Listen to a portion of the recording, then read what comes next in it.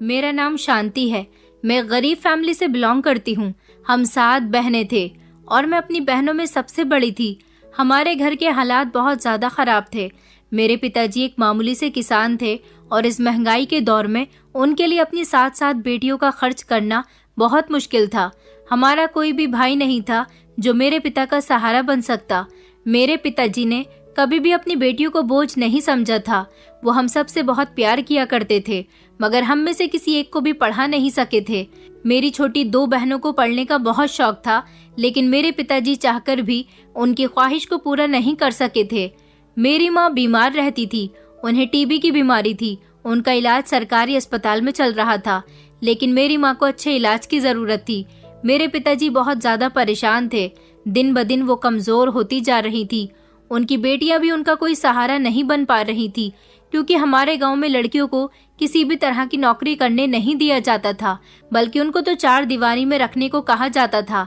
जो लड़की कभी नौकरी कर भी लेती थी तो उसके माता पिता को बातें सुनने को मिलती थी।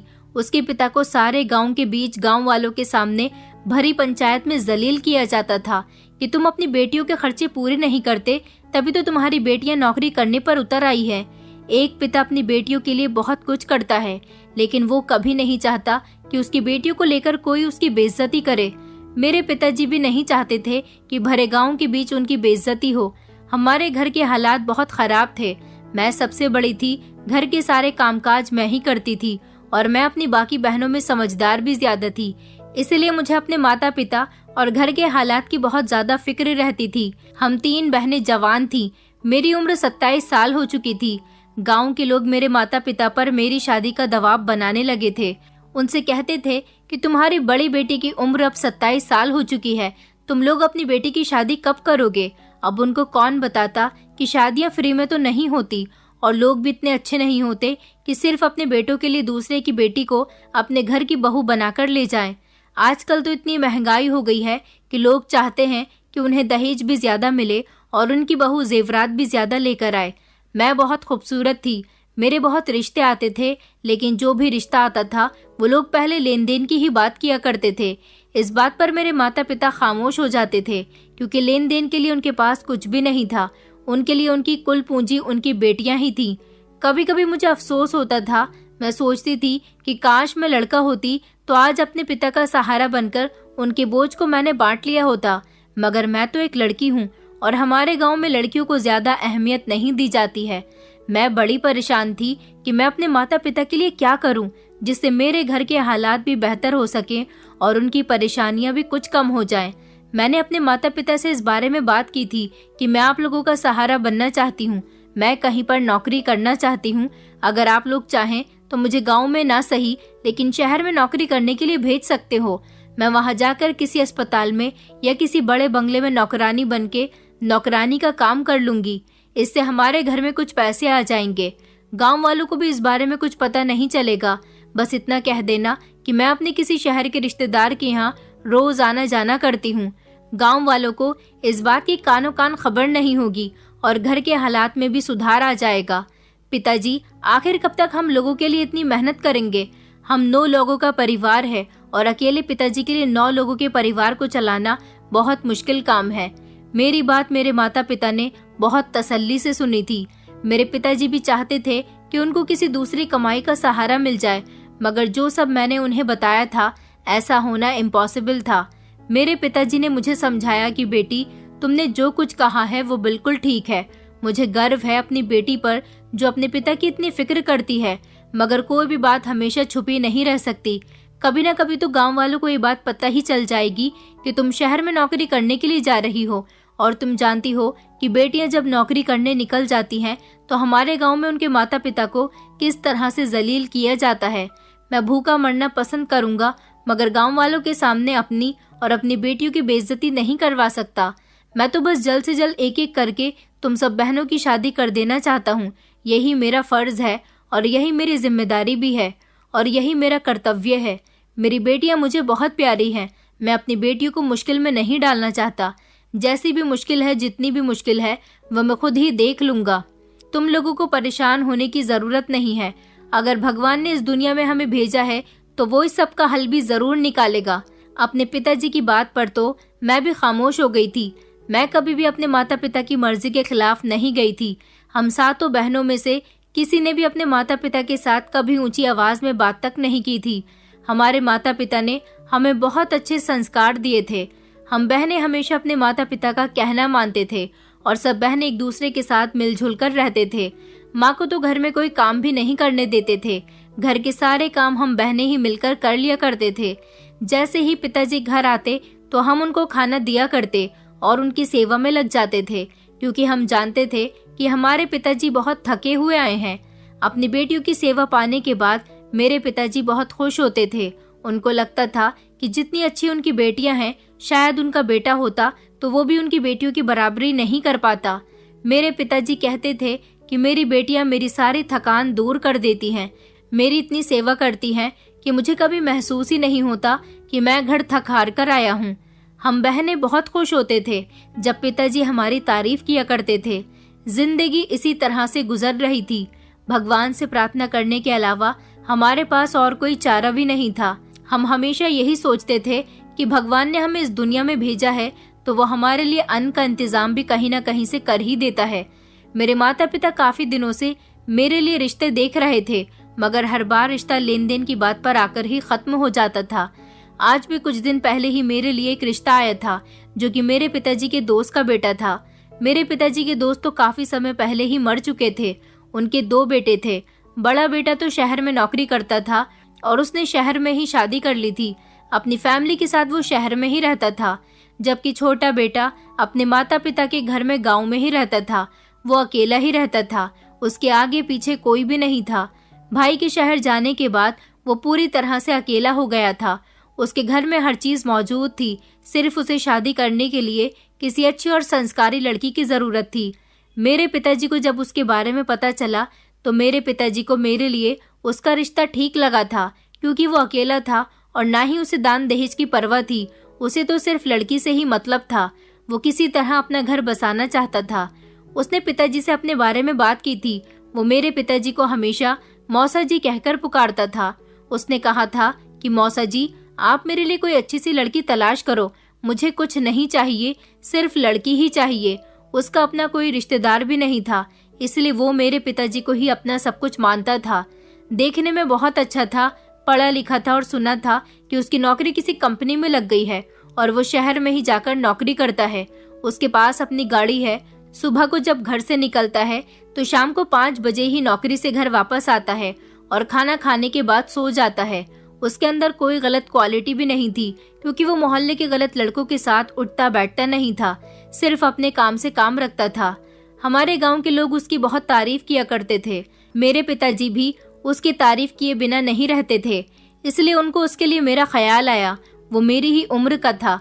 पिताजी ने घर में माँ से इस बारे में बात की तो माँ को भी ये रिश्ता पसंद आया था। उन्होंने कहा था कि आप इस रिश्ते में देर मत करो, जल्दी ही हमारी बेटी की शादी कर दो। लड़का अच्छा भी है और उसे हमसे हमेशा ही दया रही है। वो कभी भी हमसे दान दहेज की डिमांड नहीं करेगा और हमारी बेटी वहाँ पर सुखी रहेगी। मुझे भी इस बारे में पता चल चुका था कि मेरे रिश्ते की बात मोहित के साथ चल रही है। मुझे मोहित से शादी करने पर कोई एतराज नहीं था। मैं उसे जानती थी। बचपन में वो कभी कभी अपने माता पिता के साथ हमारे घर पर आ जाता था, लेकिन फिर जब उसने अपनी पढ़ाई पर ज्यादा ध्यान देना शुरू किया तो उसने हमारे घर आना बहुत कम कर दिया था। मेरे पिताजी ने जब अपने दोस्त के बेटे मोहित से मेरे बारे में बात की तो वो भी मुझसे शादी करने के लिए तैयार हो गया था और उसने जल्दी ही शादी करने के लिए कहा था। इस तरह मैं विदा होकर मोहित के घर आ गई थी। मेरी शादी सिंपल तरीके से हुई थी। अपने माता पिता का घर छोड़ने पर मुझे बहुत ही ज्यादा दुख भी हुआ था और फिर ये भी खुशी हुई थी कि जिस तरह से मैं अपने माता पिता के ऊपर बिना बोझ डाले ही घर से विदा हो गई हूँ, इस तरह मेरी बाकी बहनें भी अपने अपने घर की हो जाएं। मोहित ने मुझे खाली हाथ ही एक्सेप्ट कर लिया था। वो एक बहुत अच्छा इंसान था। शादी के बाद मेरी पहले से भी ज्यादा इज्जत करने लगा था। मेरी शादी को 6 महीने हो गए थे। जिंदगी बहुत अच्छी गुजर रही थी, मगर एक दिन अचानक मेरे पति ने मुझे एक ऐसी खबर सुनाई जिसे सुनकर मेरे होश उड़ गए थे। मेरे पति ने बताया कि वो जहाँ पर नौकरी करता है उस कंपनी में उस पर रिश्वत का इल्जाम लगाया गया है और उसे नौकरी से निकाल दिया गया। अब वो नौकरी पर नहीं जाएगा। मेरा पति जितना भी कमाता था मैं उससे घर में गुजारा कर लिया करती थी, लेकिन मेरे पति की नौकरी चले जाने से मेरे घर के हालात बहुत ज्यादा बिगड़ गए थे। पहले वो जो पैसे लेकर आता था, मैं उससे घर में राशन भरती थी और खाना बना लिया करती थी। घर की सारी जरूरतें उसके लाए हुए पैसों से पूरी हो जाती थी। मगर जब से उसने नौकरी छोड़ी थी, धीरे धीरे मेरे पास जितने भी जुड़े हुए पैसे थे वो भी खत्म हो गए थे और घर का राशन भी खत्म होने लगा था। हमारे घर के हालात दिन ब दिन बिगड़ने लगे थे। इतने ज्यादा बिगड़ गए थे कि घर में खाने के लाले पड़ गए थे। फिर मेरे पति को किसी ने बैंक से लोन लेने के बारे में बताया था। ये होम लोन था जो मेरे पति को बैंक से मकान के कागज गिरवी रखने पर मिलना था। मगर मेरे पति ने बताया था कि वो जिस बैंक से होम लोन लेना चाहते हैं वहीं पर उनका एक दोस्त बैंक में काम करता है। उसे सिर्फ मकान के पेपर्स चाहिए थे, ज्यादा फॉर्मेलिटी भी पूरी करने की जरूरत नहीं पड़ेगी और ना ही किसी गारंटर की जरूरत होगी। और मेरे पति के लिए होम लोन पर ब्याज भी बहुत कम होगा। बस उसका कहना था कि जिस जरूरत के लिए तुम्हें पैसे लेने होंगे उसी जरूरत को पूरा होने के बाद तुम्हें पैसे वापस भी करने पड़ेंगे और लोन की EMI भी हर महीने टाइम पर भरनी होगी। मेरे पति ने भी अपने दोस्त से कांटेक्ट किया और मकान के कागज उसे देकर उससे होम लोन करवा लिया। हमारे घर के हालात इन पैसों से काफी हद तक बेहतर हो चुके थे। मेरा पति दिन रात नौकरी की तलाश में मारा मारा फिर रहा था, लेकिन फिर भी उसे कहीं नौकरी नहीं मिल रही थी। रिश्वतखोरी के इल्जाम की वजह से उसकी पहचान इतनी खराब हो चुकी थी कि गांव वालों को भी उसके नौकरी पर न जाने की वजह पता चल गई थी और कोई उसे गांव तक में काम देने के लिए तैयार नहीं था। मेरा पति काफी पढ़ा लिखा था, इसी वजह से वो शहर में जाकर एक अच्छी नौकरी कर रहा था, लेकिन अब कहीं से भी नौकरी की कोई जुगाड़ नहीं बन पा रही थी। ऐसे में मेरे पति ने लोन लिया था, वो भी लगभग 4-5 महीने के अंदर ही खत्म हो चुका था। मेरा पति फिर से परेशान रहने लगा और घर के हालात फिर से पहले की तरह हो गए थे। मेरे पति को भी अभी तक कहीं पर भी नौकरी नहीं मिली थी। मेरे पति ने दोबारा अपने उसी दोस्त से बात की जिसने अपनी ही बैंक में उसका होम लोन करवाया था। मेरे पति ने जो होम लोन लिया था उसके पैसे मेरे पति को पूरे 1.5 साल तक देने थे, मगर अभी तो सिर्फ 4 महीने ही गुजरे थे और मेरे पति ने उसकी मुश्किल से 2 EMI ही भरी थी। अभी तक तो बैंक की तरफ से पैसे देने के लिए कोई फोन कॉल नहीं आया था, लेकिन फिर जब मेरे पति ने 1-2 महीने बाद दोबारा से लोन लेने के लिए तो फिर से उनके दोस्त ने उसे लोन दिलवा दिया और उस लोन की रकम भी इस 1.5 साल के टाइम में डाल दी गई, जिसे मेरे पति को 1.5 साल के अंदर अंदर ही वापस करना था। अब मेरे पति का कर्जा और ज्यादा बढ़ गया था और वो परेशान रहने लगा था। इस दौरान जब मैं अपने मायके जाती थी तो मैंने भी अपने घर वालों को ये नहीं बताया था कि मेरे पति ने होम लोन लिया हुआ है। उनको सिर्फ इतना पता था कि मेरे पति की नौकरी नहीं है। मेरी माँ मुझे परेशान देखती थी तो मुझे तसल्ली देती थी कि सब कुछ ठीक हो जाएगा, लेकिन कुछ भी ठीक नहीं हो रहा था। कर्ज की रकम की वजह से फिलहाल हमारा घर तो चलने लगा था, मुश्किल से ही सही मगर गुजर बसर हो रहा था। इस बार मेरे पति ने 3 लाख रुपए का लोन लिया था और इससे पहले वो 4 लाख का लोन ले चुका था और इसी वजह से हमने बहुत सोच समझकर इन पैसों का इस्तेमाल किया था और लगभग 4 महीने तक हमने इन 3 लाख रुपए से ही गुजारा किया था। लेकिन फिर पूरे 4 महीने बाद वो 3 लाख भी खत्म हो चुके थे। मेरे पति को भी अभी तक कोई नौकरी नहीं मिली थी, जबकि अब तो कर्ज लेने के लिए भी कुछ नहीं बचा था। मेरे पति के पास जैसे ही पैसे खत्म हो जाते थे तो वो EMI भरना बंद कर दिया करते थे और अब उस रकम पर ब्याज भी लगना शुरू हो गया था। इसलिए मेरे पति के दोस्त का भरोसा मेरे पति से उठ चुका था। वो इससे आगे उसको लोन नहीं दिलवा सकते थे। मेरा पति दिन ब दिन बहुत परेशान रहने लगा। उसने किसी अच्छी नौकरी के बजाय थोड़ी सी सब्जियां खरीदकर ठेले पर सब्जियां बेचना शुरू कर दिया, ताकि कम से कम घर का थोड़ा बहुत ही सही मगर गुजारा तो हो सके। देखते ही देखते 1.5 साल गुजर चुका था। मेरा पति छोटे मोटे काम करके थोड़े बहुत पैसे लाता था और मुश्किल से हम 2 वक्त का खाना खाते थे। इसी दौरान मैंने एक बेटी को जन्म दिया।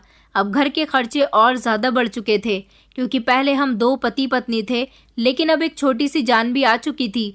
मेरा पति बेटी की वजह से दिन रात मेहनत करने लगा। वो मेरी बेटी से बहुत प्यार करता था। इस सब के दौरान वो लोन के बारे में तो बिल्कुल ही भूल चुका था। एक दिन अचानक से बैंक के कुछ लोग हमारे घर आ गए।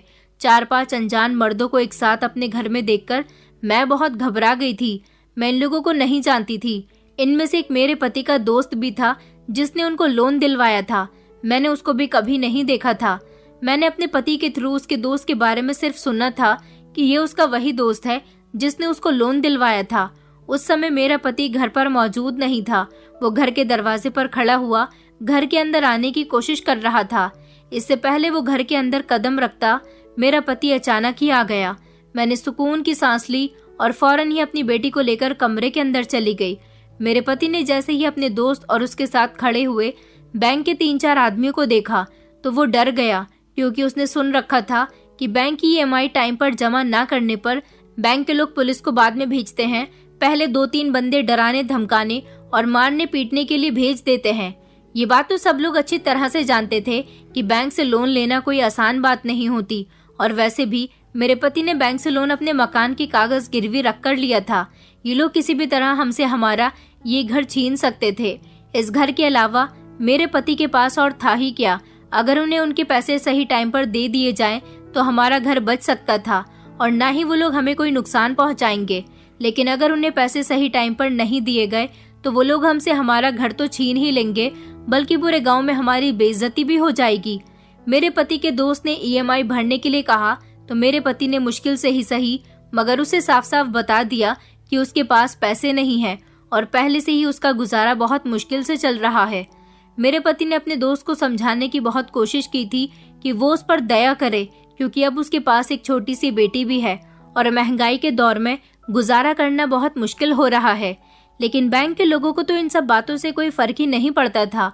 उन्हें तो सिर्फ और सिर्फ लोन के पैसों से मतलब था। मेरे पति का दोस्त उन्हें 2 महीने का टाइम और दे गया था और उसने कहा कि अगर 2 महीने के अंदर अंदर तुमने पैसे नहीं दिए तो तुम्हारा घर खाली करवा लिया जाएगा और तुम्हारे सामान को भी घर से बाहर फेंक दिया जाएगा। मेरे पति के दोस्त ने कहा कि मैंने तुम्हें अपनी जिम्मेदारी पर बैंक से लोन दिलवाया था कि तुम एक ईमानदार इंसान हो, बैंक की EMI ईमानदारी से भरते रहोगे। यही वजह थी कि मैं तुम्हारा गारंटर बन गया था। मैंने बैंक वालों से तुम्हारे बारे में बात की थी, मगर तुमने तो मेरी नाक कटवा दी। अब मैं आगे तुम्हें और समय नहीं दे सकता। सिर्फ 2 महीने का ही टाइम है। तुम्हें जो भी करना है वो इस टाइम पर ही करना है। ये कहकर वो लोग हमारे घर से जा चुके थे, मगर मेरा पति एक नई मुसीबत में फंस चुका था। हमें कुछ समझ नहीं आ रहा था कि आखिर हमें क्या करना चाहिए।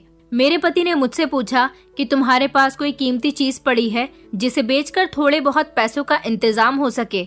मैंने अपने पति को बताया, मेरे पास ऐसी कोई कीमती चीज तो नहीं है, मगर एक छोटी सी नाक की नथ है जो मुश्किल से 7-8 हजार की होगी।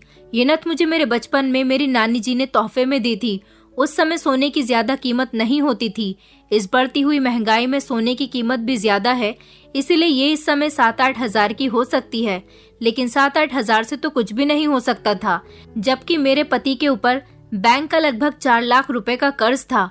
वो कुछ EMI जमा कर चुका था, जिसकी वजह से वो 1-1.5 लाख रुपया बैंक को दे चुका था।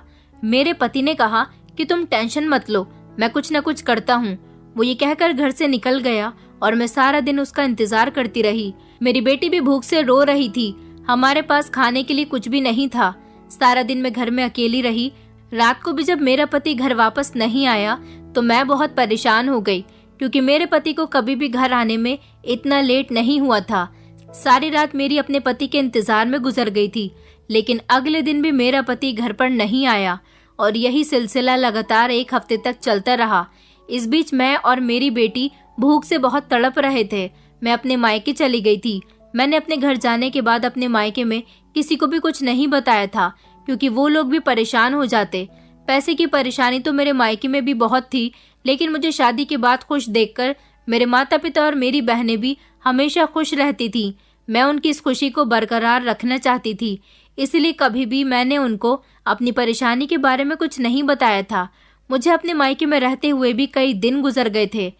मेरी माँ और पिताजी बार बार मुझसे मेरे पति के बारे में पूछ रहे थे कि वो अभी तक तुम्हें लेने के लिए क्यों नहीं आया।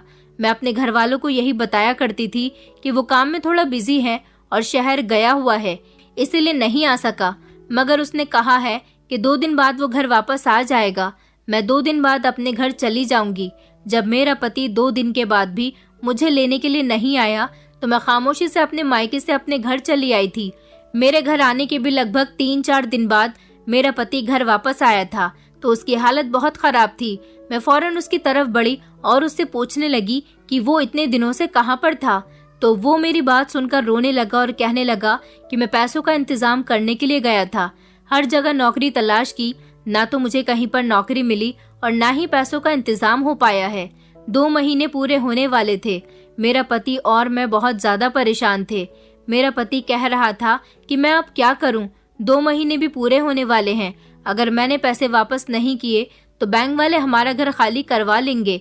ये घर मेरे पति के माता पिता की आखिरी निशानी था। उसके पिता ने इस घर को बहुत मेहनत से बनाया था। वो इस घर को अपने हाथ से नहीं जाने देना चाहता था, इसीलिए वो बहुत परेशान हो रहा था और बैंक के लोगों से डर भी रहा था। मुझे अपने पति की हालत पर तरस आने लगा, लेकिन मैं भी उसके लिए कुछ नहीं कर सकती थी। मैं तो खुद गरीब माता पिता की बेटी थी। मेरे माता पिता के पास तो खुद मुश्किल से 2 वक्त की रोटी खाने के पैसे नहीं थे और ऊपर से अभी उनके सर पर 6 बेटियों का भी साथ था। भला मैं उनसे कैसे पैसे मांग सकती थी।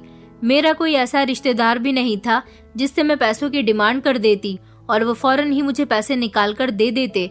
मैंने अपने पति को तसल्ली दी और उसे समझाया कि भगवान पर भरोसा रखो, वो हमें इस मुसीबत से जरूर निकाल देगा और तुम्हारा घर भी कभी बैंक वालों के हवाले नहीं होगा। देखते ही देखते 2 महीने भी पूरे हो चुके थे।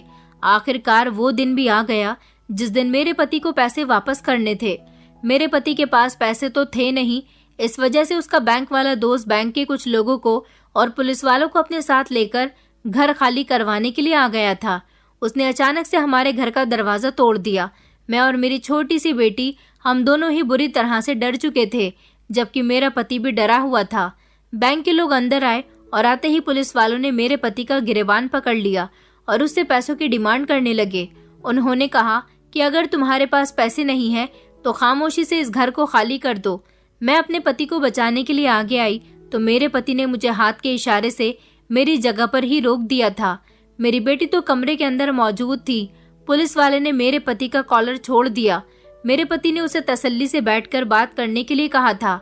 मेरा पति सारे लोगों को लेकर दूसरे कमरे में चला गया था और उसने मुझे कमरे के अंदर जाने का इशारा किया था। मैं बहुत ज्यादा घबरा गई थी, लेकिन फिर खुद को समझाते हुए कमरे के अंदर अपनी बेटी के पास आकर बैठ गई। मन ही मन में भगवान को प्रार्थना कर रही थी कि ये लोग मेरे पति के साथ किसी तरह का गलत बिहेव न करें। उन लोगों को आपस में बातें करते हुए लगभग आधा घंटा हो गया था। जब अचानक सब लोग कमरे से बाहर आए तो मैं भी उन लोगों की बातें करने की आवाज सुनकर अपने कमरे से बाहर आ गई थी। मैंने देखा कि सारे ही लोग बहुत शांत लग रहे थे। मेरा पति भी मुझे कुछ तसल्लीमंद लगा। वो लोग हमारे घर से बिना कोई शोर शराबा किए जाने लगे थे। मैं यह सब कुछ देखकर बहुत हैरान हुई थी, क्योंकि वो लोग बहुत गुस्से में घर के अंदर दाखिल हुए थे और इस तरह उन लोगों को घर से शांत निकलते हुए देखकर मेरा हैरान होना तो बनता था। मेरा पति घर का दरवाजा बंद करके जैसे ही कमरे में आया तो मैंने उससे पूछा कि आखिर तुम लोगों के बीच क्या बात हुई है, तुमने उनसे क्या बात की है जो वो लोग इतने शांत तरीके से यहाँ से चले गए। मेरा पति कहने लगा कि मैंने उनसे 2 दिन की मोहलत और मांगी है, मैं उनको 2 दिन बाद पैसे वापस लौटा दूंगा। मैंने अपने पति से कहा, उन लोगों ने तुम्हें 2 महीने का टाइम दिया था, तब तुमसे पैसे नहीं दिए गए तो फिर अब 2 दिन में पैसों का इंतजाम तुम कहाँ से करोगे। मेरा पति कहने लगा, वो लोग मुझ पर भरोसा नहीं कर रहे थे, मैंने उनको बड़ी मुश्किल से भरोसा दिलाया है कि वो मेरी बात का यकीन करें। मैं उनको 2 दिन बाद पैसे पक्का वापस लौटा दूंगा। दरअसल मेरे शहर में भैया रहते हैं, मैं कल शहर जाऊंगा और अपने भैया से पैसे लेकर वापस आ जाऊंगा। मैंने अपने पति से कहा, अगर ऐसी ही बात थी तो तुमने ये सब पहले क्यों नहीं किया। मेरा पति कहने लगा, मेरे भैया अपने परिवार के साथ बिजी रहते हैं, मैं उनसे मदद मांगना तो नहीं चाहता था, मगर अब पानी सर के ऊपर से निकल गया है, इसलिए मुझे उनकी मदद लेनी ही पड़ेगी। मैंने अपने पति से कहा, तो ठीक है, तुम कल शहर चले जाना और लोन के सारे पैसे बैंक वालों को वापस कर देना। मेरे पति ने हाँ करते हुए सर हिला दिया था। मैं अपनी बेटी को कमरे में सुला रही थी, तभी मेरा पति अपने हाथ में चाय के 2 कप लेकर आया। हम दोनों इतने ज्यादा परेशान थे कि हमने खाना भी नहीं खाया था। चाय का 1 कप मेरे पति ने मेरे हाथ में पीने के लिए दे दिया। मैंने अपने पति से कहा कि आपको चाय बनाने की क्या जरूरत थी, आप मुझे बता देते, मैं चाय बना लाती। मेरा पति कहने लगा कि नहीं नहीं, आज तुम बहुत परेशान लग रही थी, इसलिए मैं तुम्हें डिस्टर्ब नहीं करना चाहता था। मैं जानता हूँ मेरी तरह तुम्हें भी भूख लग रही होगी, खाने को तो पैसे नहीं हैं, मगर चाय पीकर ही गुजारा कर लो। मेरा पति ये बात कहते हुए बहुत शर्मिंदगी महसूस कर रहा था। मैंने अपने पति को तसल्ली देते हुए कहा कि सब कुछ ठीक हो जाएगा, तुम्हें टेंशन लेने की जरूरत नहीं है, मैं तुम्हारे साथ हूँ। मेरा पति कहने लगा, मुझे इस बात का यकीन है कि तुम मेरे साथ हो और तुमने मुझे बहुत तसल्ली दी है। मेरे पति ने फिर मुझे चाय पीने के लिए कहा। मेरी बेटी तो सो चुकी थी। चाय पीने के बाद मुझे भी अचानक तेज की नींद आने लगी थी। मेरा दिमाग चारों तरफ चकराने लगा था। बस मन कर रहा था कि मैं आंखें बंद करके गहरी नींद में सो जाऊं। अभी ज्यादा समय नहीं हुआ था। हम दोनों पति पत्नी रात के 11 बजे तक ही सोते थे, लेकिन आज ना जाने क्यों मुझे रात के 9 बजे ही इतनी गहरी नींद आ रही थी कि मैं चाय का कप रखते ही बिस्तर पर लेटकर सो गई थी। लेकिन अगले दिन जब मेरी आंख खुली तो मेरे होश उड़ गए थे, क्योंकि मैं अपने घर में नहीं किसी और के घर में मौजूद थी। ये कालीशान कमरा था और यहाँ पर जरूरत का हर सामान मौजूद था। ये कमरा किसी अमीर इंसान का कमरा लग रहा था। मेरी समझ नहीं आ रहा था कि आखिर ये मैं कहाँ आ गई हूँ। मैं इस कमरे को देखकर घबराने लगी थी और इधर उधर नजर दौड़ाकर इस कमरे को पहचानने की कोशिश कर रही थी। मुझे अच्छी तरह से याद था कि मैं कल रात अपने कमरे में सोई थी, तो फिर मैं यहाँ कैसे और क्यों आ गई थी? ये किसका घर है? मेरी कुछ समझ में नहीं आ रहा था। फिर अचानक कमरे का दरवाजा खुला और कमरे के अंदर एक आदमी आया था। इस आदमी को देखकर मैं घबरा गई थी। मेरा कभी भी किसी अनजान मर्द के साथ अकेले कमरे में सामना नहीं हुआ था। मैंने इस आदमी से घबराते हुए कहा कि तुम कौन हो और मुझे यहाँ पर कौन लेकर आया है? यह आदमी धीरे धीरे मेरे करीब आने की कोशिश कर रहा था और मेरे साथ गंदी गंदी हरकतें कर रहा था। मैं इससे डर रही थी और इसे खुद से दूर कर रही थी, मगर इस आदमी ने मेरी एक न सुनी और मुझे कहीं का नहीं छोड़ा। इसने मेरी इज्जत को तार तार कर दिया था। मैं चीखती रही, चिल्लाती रही, मगर मेरी मदद के लिए कोई नहीं आया। मेरे होश उड़ गए थे कि इस इंसान ने मेरे साथ ऐसा क्यों किया और क्या यहाँ पर मेरी मदद के लिए कोई नहीं है। जब इस आदमी ने अपनी हवस मेरे साथ पूरी कर ली तो मैं तड़प तड़प कर रो रही थी। मेरे साथ जो कुछ हुआ था उसका अंदाजा मुझे बिल्कुल भी नहीं था। मैंने इस आदमी से सवाल किया कि तुम कौन हो और मुझे यहाँ पर क्यों लाया गया है? तुमने मेरे साथ ये सब कुछ क्यों किया? तो वो मेरी बात सुनकर जोर जोर से हंसने लगा। उसने मुझे बताया कि मैं तुम्हारे पति का बड़ा भाई हूँ और तुम अपने गांव में नहीं बल्कि शहर में हो। यहाँ तुम्हारी मदद के लिए कोई भी नहीं आएगा। उसकी बात सुनकर मेरा दिमाग घूम गया था कि अगर ये मेरे पति का भाई है तो फिर मेरा पति कहाँ है? मैंने उससे सवाल किया तो वो कहने लगा कि तुम्हारा पति ही तो तुम्हें यहाँ पर छोड़कर गया है। उसकी बात सुनकर अचानक मेरे होश उड़ गए थे। मैंने कहा, आप ये क्या कह रहे हो? मेरा पति मुझे यहाँ कैसे छोड़कर जा सकता है? बल्कि रात को तो मैं अपने घर पर सोई थी। मेरे सवालों पर तो वो बार बार शैतानी हंसी हंस रहा था। फिर मुझे उसने एक ऐसी सच्चाई बताई जिसने मेरे होश उड़ा दिए थे। उसने बताया कि तुम मेरे छोटे भाई की बात कर रही हो, जो एक नंबर का निकम्मा और हरामखोर इंसान है। मेरा भाई कोई नौकरी वोकरी नहीं करता। कुछ सालों पहले मैं गांव में अपना घर और छोटे भाई को गांव में ही छोड़कर यहाँ शहर में नौकरी करने के लिए आ गया था। दरअसल मैं लड़कियों को खरीदने और बेचने का व्यापार करता हूँ, लेकिन इससे पहले मैं माल को खुद चेक करता हूँ। तुम्हारे पति को मैंने ऑफर दिया था कि अगर वो अपनी पत्नी को मेरे हवाले कर देगा तो मैं उसे 10 लाख रुपए दूंगा। तुम्हारे पति पर कर्जा बहुत बढ़ गया है। उसने मुझे कल फोन करके बताया था कि उसे किसी भी तरह से अपना घर छुड़वाना है और वो कर्ज में बुरी तरह से डूब गया है। इससे उसकी जान को भी खतरा हो सकता है। तुम्हारा पति शुरू से ही हरामखोर रहा है। उसने कभी मेहनत मजदूरी करने की कोशिश भी नहीं की। अकेला रहा है, इसलिए मेरे पैसे पर पला बड़ा है।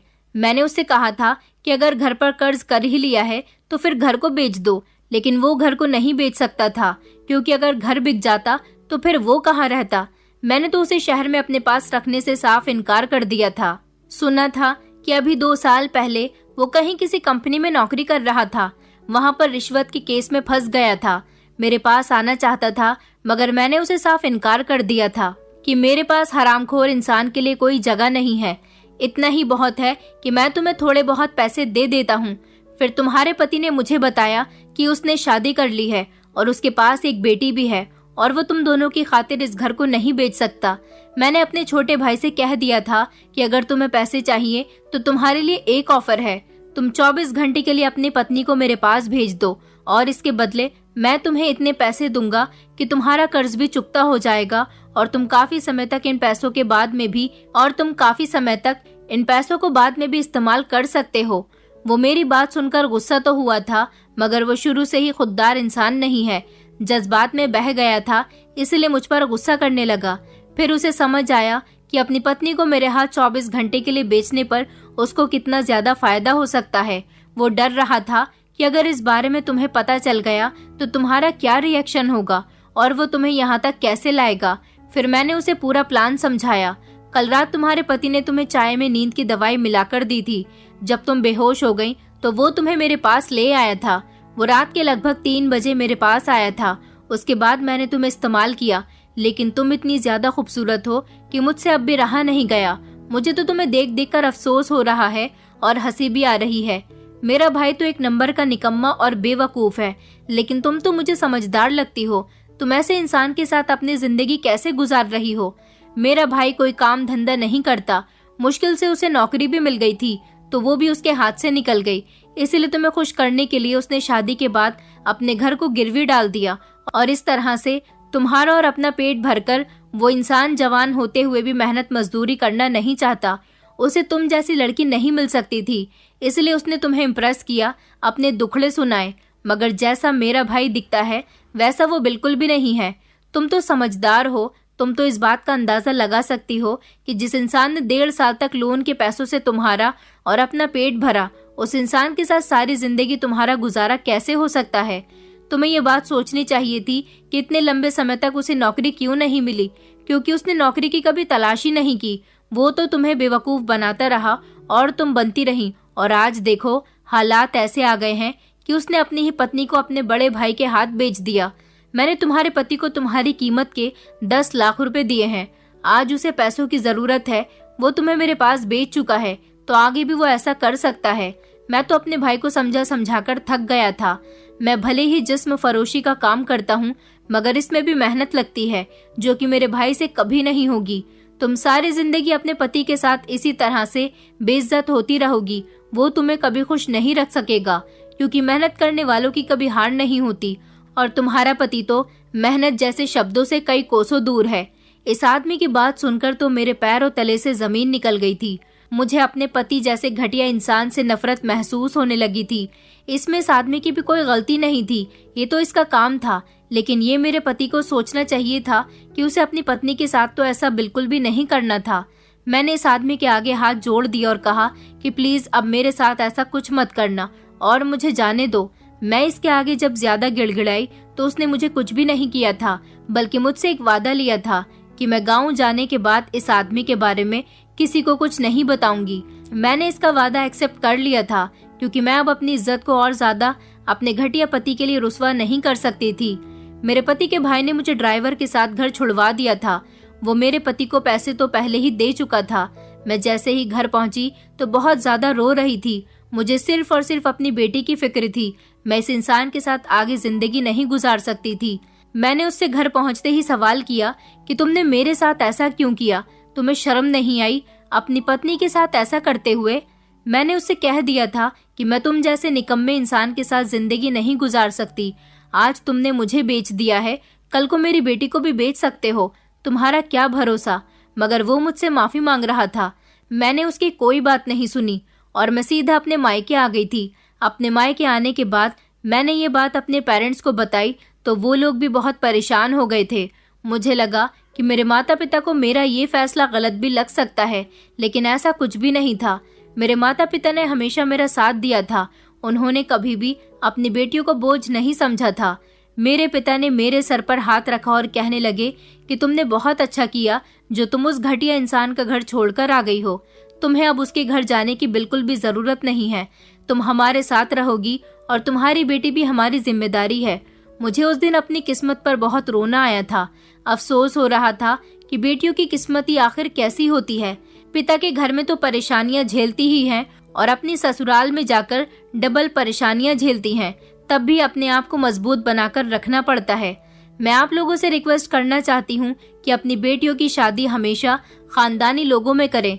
जल्दबाजी में ये न देखें कि अकेला लड़का है, उसके आगे पीछे कोई नहीं है। अकेले घर में बेटी खुश रहेगी, राज करेगी। लड़की का फैमिली बैकग्राउंड जरूर निकालें और उसकी जांच पड़ताल करें कि आखिर वो क्या करता है, कितना कमाता है, आपकी बेटी के लिए ठीक है भी या नहीं। अगर आपकी बेटी को खुश रखने की उसके अंदर सारी क्वालिटीज हैं, तब आप लोग अपनी बेटी की शादी करें। और अगर आप लोगों की सिचुएशन मेरे पेरेंट्स की जैसी है तो कभी भी अपनी बेटियों की शादी ना करें। मैं तो गरीब परिवार से बिलोंग करती हूँ। मेरे माता पिता के पास दान दहेज देने के लिए कुछ भी नहीं था, इसलिए उन्होंने मोहित पर भरोसा करके मेरी शादी उसके साथ करवा दी थी। लेकिन आप लोग गरीबी का रोना रोकर अपनी बेटियों को किसी के भी हवाले न करें। इससे अच्छा तो यह है कि आप लोग अपनी बेटियों को अपनी आंखों के सामने रखें। वो मुझ जैसे जुल्म का शिकार होने से बच जाएंगी। मैंने अपने पति से डिवोर्स ले ली है। हालांकि वो अपने किए पर शर्मिंदा हो रहा था। वो नहीं जानता था कि उसका भाई उसकी हकीकत मुझे बता सकता है, लेकिन एक न एक दिन तो उसकी हकीकत मेरे सामने आ ही जानी थी। अब मैं अपनी बेटी के साथ अपने मायके में ही रह रही हूँ, मगर अपनी बेटी को अच्छी जिंदगी देने के लिए मैंने लोगों के घरों में काम करना शुरू कर दिया। लोगों को मेरे पति की घटिया हरकत के बारे में पता चल चुका था, इसीलिए लोग मेरे बारे में क्या बात करते हैं क्या नहीं, मैं किसी की परवाह नहीं करती। अब मुझे सिर्फ अपनी और अपनी बेटी की फिक्र है। दोस्तों, उम्मीद करती हूँ आपको हमारी कहानी पसंद आई होगी। कहानी पसंद आई है तो वीडियो को लाइक करें, चैनल पर नए हैं तो चैनल को सब्सक्राइब करें और हाँ, नोटिफिकेशन बेल को जरूर दबाएं ताकि अगली अपडेट सबसे पहले आपको मिले।